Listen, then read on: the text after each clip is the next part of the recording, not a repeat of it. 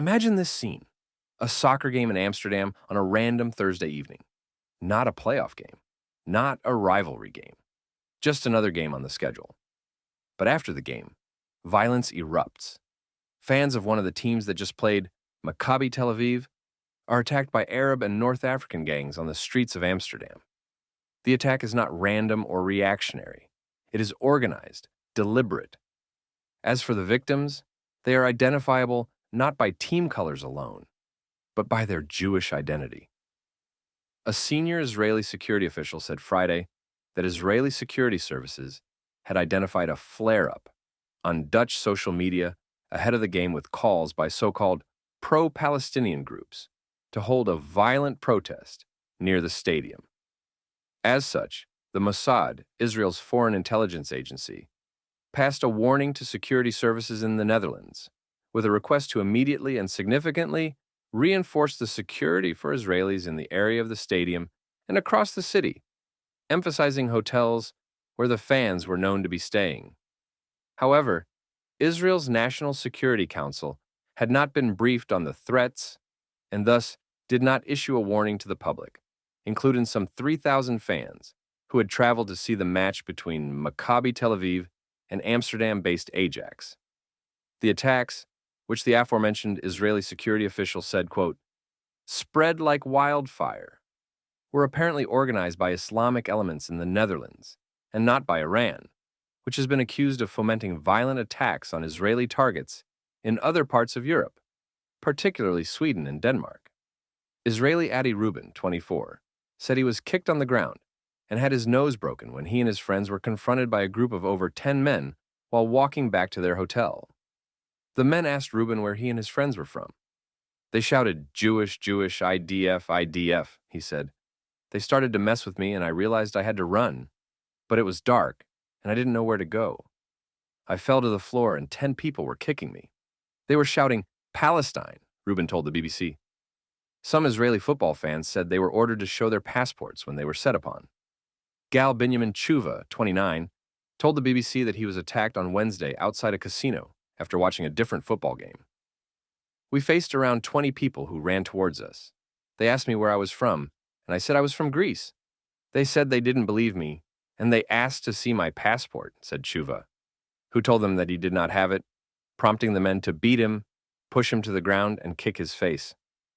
I don't remember anything after that, and I woke up in an ambulance with blood all over my face and realized they had broken 2 of my teeth. 2 British men, Aaron and Jacob, who are Jewish, told the BBC that they went to the match but left early. Afterwards, they said they saw men yelling anti-Semitic threats and stamping on an Israeli man. They intervened, helped the man to his feet, and went to leave. Shortly after, a group asked the men if they were Jewish, and Aaron said that they were British. But they said, "You helped the Jew, and he punched me in my face and broke my glasses," said Aaron. "I was bleeding and have a black eye. I'm okay, but a bit shaken." Israeli officials said 10 citizens were injured in the violence Thursday. Hundreds more Israelis huddled in their hotels for hours, fearing they could be attacked. Many said that Dutch security forces were nowhere to be found as Israeli tourists were ambushed by gangs of masked assailants who shouted pro-Palestinian and anti-Israel slogans while hunting, beating, and harassing the Jewish fans.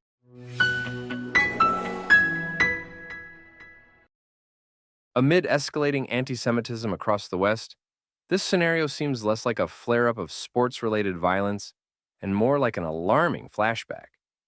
Much of the world, however, largely shrugs it off. Should we care? The answer to that question reveals more than most people would like to admit about our collective moral compass, if one even exists. To understand this phenomenon, let's consider what I call the flip the script test. It is a 2-part examination of bias and hypocrisy, a way to spotlight inconsistencies that are glaring when viewed from another angle. Let's apply it here. First, test number 1, placing another minority group in the Jews' place.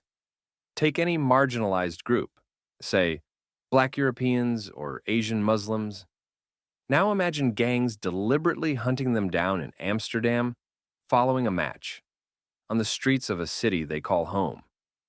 Picture the headlines: Black fans ambushed in post-match attack, or Asian Muslims targeted by gangs after sporting event. There would be immediate outcry, would there not? Social media would erupt with hashtagged outrage, demanding justice and denouncing the racist, or at least bigoted motivations behind such an attack. News outlets would give it continuous, in-depth coverage, and government officials would undoubtedly release condemnatory statements of the strongest magnitude. The aggression we would hear was vile, the result of an entrenched racial animus, a disgusting reminder of society's capacity for targeted hate. But here we are. Jewish fans are attacked in an overt anti-Semitic incident. The response? Deafening silence, or, at best, a few whispers. The same fury does not ignite. Mainstream media are not on high alert. No commentators step in with moralistic analyses. In fact, many of those who merely mention it contextualize these events through the prism of so-called rowdy sports fans, rather than premeditated anti-Semitism on the streets of what is supposed to be one of Europe's most liberal parts. The attack, to most, seems almost expected, as if to be Jewish and targeted was somehow par for the course.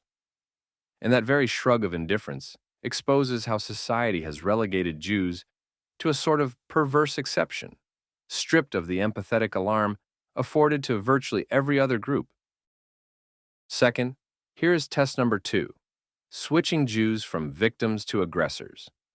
Now let's reverse roles and imagine the Maccabi Tel Aviv fans were the aggressors instead of the victims. Picture this: Israeli or Jewish gangs organized to attack a group of Arab fans. The outrage would be blistering, splashed across headlines, held up as proof of a systemic, pervasive hatred. It would be labeled a hate crime, a direct assault on multiculturalism, human rights, and societal equality. Activists, political leaders, and even the casual social media user would use this event to issue broad critiques, to accuse not only individuals, but entire communities and countries. Jewish behavior would become the focus, and moralistic reprimands would surge across every news outlet and social media feed. So why, when the assault flips back, when Jews are the targets, is there no similar rush to condemn? Where is the shared humanity, the consistent moral standard? In the double standard, it is as if Jews exist within a bubble of grudging tolerance, a group whose suffering is inconvenient to champion, whose attackers are implicitly given more grace.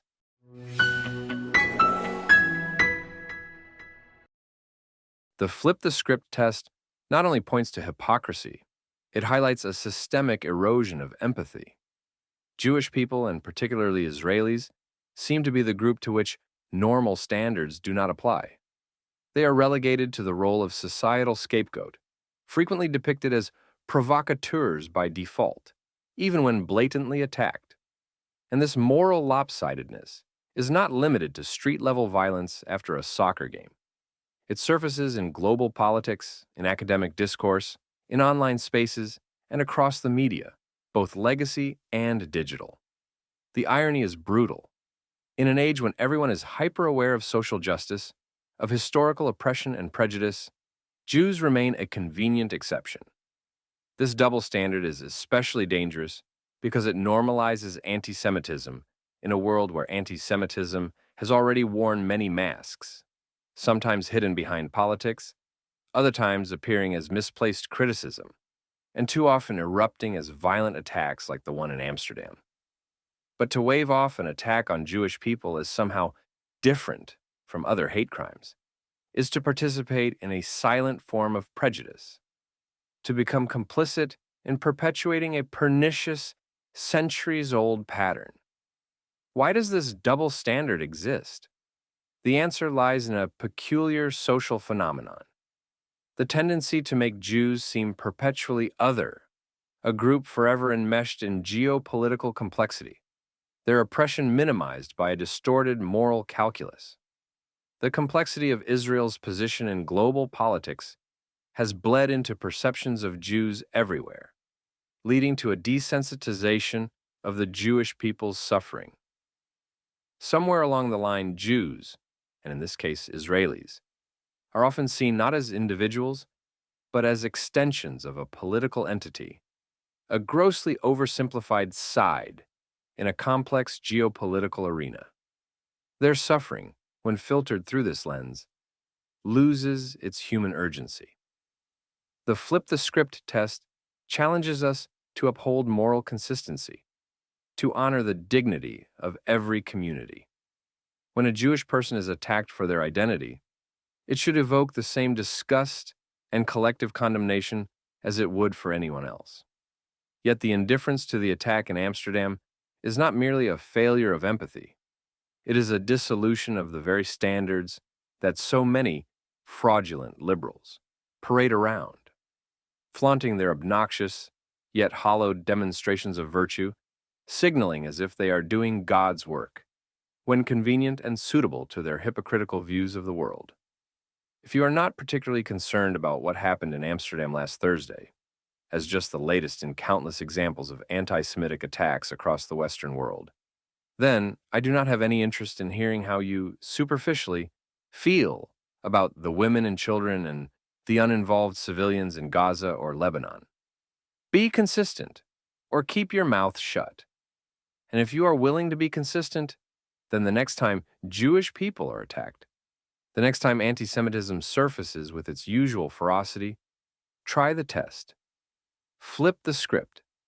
Ask yourself whether you would tolerate such silence, such moral passivity, if the roles were reversed.